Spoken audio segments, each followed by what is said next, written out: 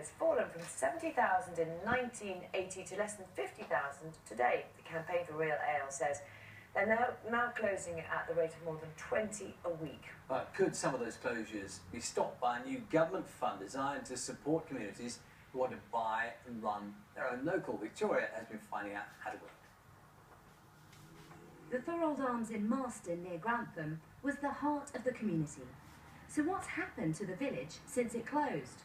The locals all miss it very much. It was not only a pub, it had a little shop at the back. We're sort of bereft without it, because there really isn't anything else in the village. Without the pub, the villages are dormitories. They really don't have a social centre anymore. But pubs up and down the country are being rescued by their local communities. This one, the Hope in Surrey, is one of them. Roger, why did the Hope need saving? Because it had degenerated into a parlour state. It had had lack of investment. Customers had left. It had got very run down. We wanted somewhere decent to drink, and so we built the pub. And Roger, what made you think that you and your friends could do a better job? You can't just take a plan for a pub and put it across 100 pubs. Our plan was specific to this pub in this village and this set of customers. That's £6. But raising enough to buy a pub is a major challenge.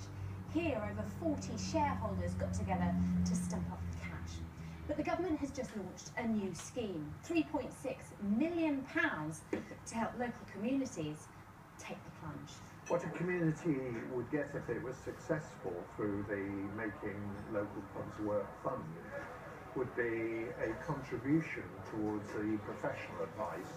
In addition, there would be a subsequent grant towards the purchase costs of acquiring the property.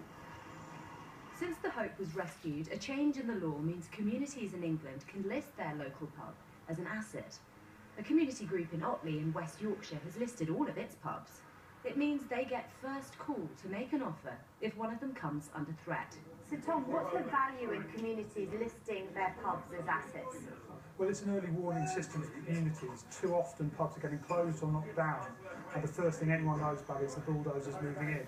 If it's listed as an ACV, an asset of community value, the community are at least involved in the conversation from a very early point. Do you think it's enough to save the local, given how many are closing? There has to be so much more done. Planning protection from government and local authorities, people need to use their pubs as much as they can, there's taxation, there are many pressures that are making it difficult for pubs to survive these days. But regulars here at the Hope think it's a long time yet before last orders are called on the Great British Pub. Victoria Fritz, BBC News.